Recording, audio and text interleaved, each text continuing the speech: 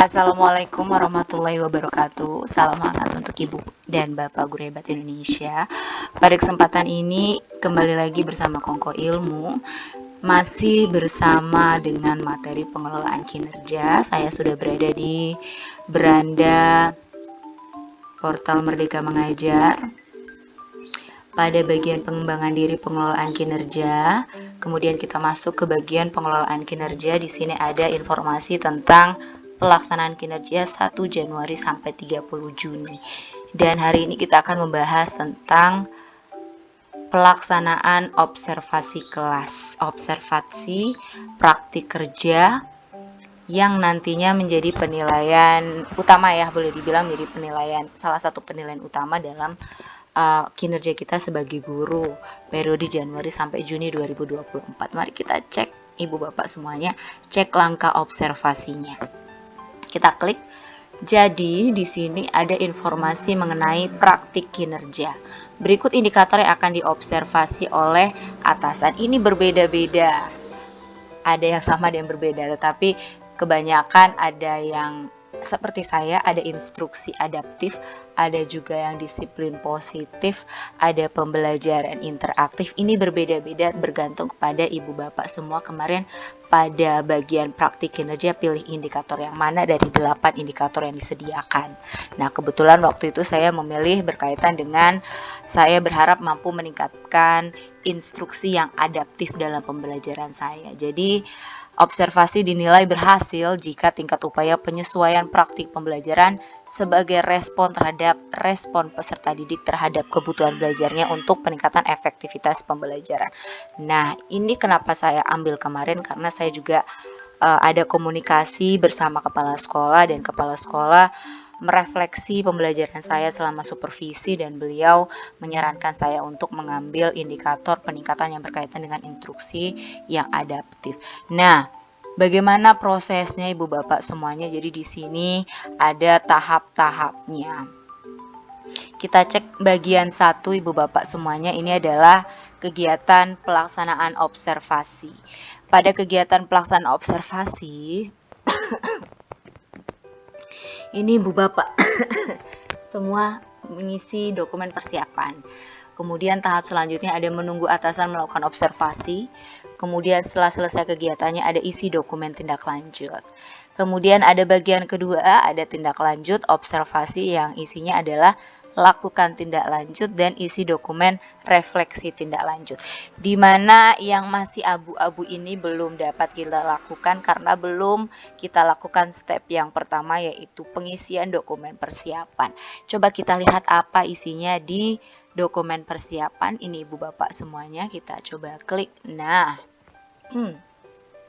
langkah-langkah persiapan observasi ini kita yang pertama di dalam dokumen persiapan ini kita diberikan informasi langkah-langkahnya sebelum melakukan kegiatan observasi kita dinilai oleh kepala sekolah.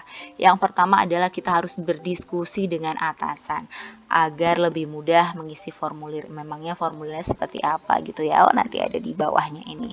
Kalau sudah diskusi dengan atasan, baru kita bersiap untuk melakukan observasi. Ini kita juga nantinya isi formulir diskusi persiapan. Oh, ada juga di sini. Oh, memang ini formulirnya.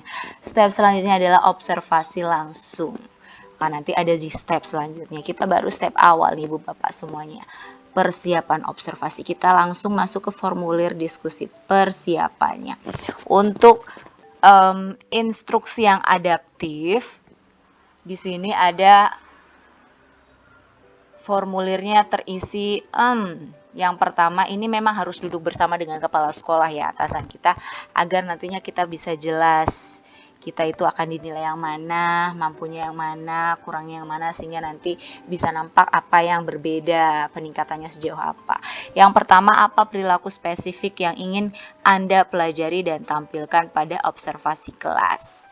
Pilih maksimal 3.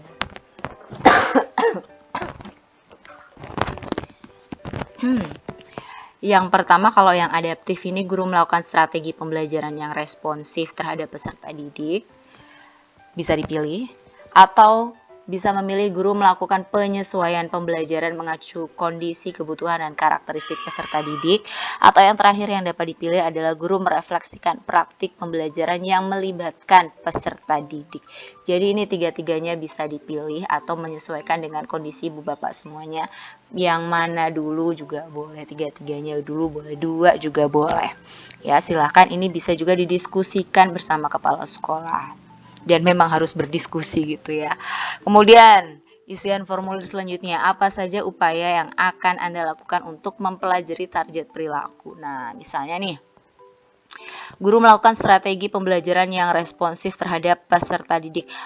Gimana cara mempelajarinya? Apakah kita, yang pertama berarti step-stepnya. Berarti contohnya nih, mengetahui kebutuhan belajar murid gitu kan, gitu.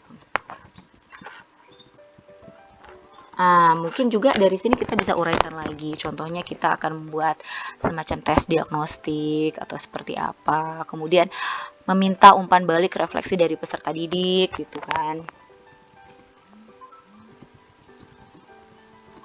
Terkait dengan pembelajaran yang sudah kita lakukan. Dan juga boleh minta saran-saran dari peserta didik, pembelajaran seperti apa yang ingin mereka rasakan, alami, kerjakan bersama-sama.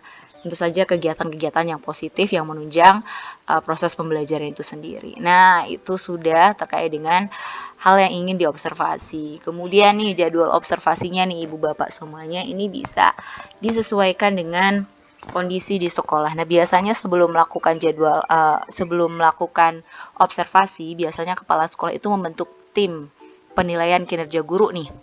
Itu biasanya anggotanya ada kepala sekolah, wakil kurikulum, dan guru senior. Nah, ini biasanya juga ibu bapak tidak hanya bisa berkomunikasi dengan kepala sekolah, tetapi tim penilai kinerja tersebut gitu ya. Jadi kita bisa ngobrol, coaching lah ibaratnya ya. Setelah mengisi yang komponen di atas ini, kemudian kita bisa berkoordinasi terkait jadwalnya mau kapan nih, gitu. Jadwalnya mau kapan biar bisa dipersiapkan sedemikian rupa. Kemudian yang tidak kalah penting karena kita sudah menentukan jadwalnya kapan, untuk menilai bagaimana pembelajaran kita bersesuaian dengan indikator yang kita pilih, tentunya kita harus memberikan dokumen dalam bentuk RPP boleh, modul ajar boleh, atau perangkat asesmen kepada pihak penilai atau observer tersebut. Jadi untuk melihat keruntutan, kemudian pembelajaran kita, kemudian sampai akhirnya indikator yang kita maksud dalam praktik kinerja itu tercapai atau tidak, itu dapat juga dinilai, dilihat dari bagaimana kemampuan kita mengimplementasikan dokumen RPP. Nah, perlu diinformasikan RPP yang diupload itu tidak RPP 1 semester ya Ibu Bapak semuanya. Ini cukup RPP yang berkenaan dengan jadwal observasi kita. Jadi cukup satu pertemuan saja, bisa 2 kali 45 menit atau 3 kali 45 menit sesuai dengan jadwal kita pada hari itu berapa jam. Demikian informasinya Ibu Bapak semua, semoga membantu. Assalamualaikum warahmatullahi wabarakatuh.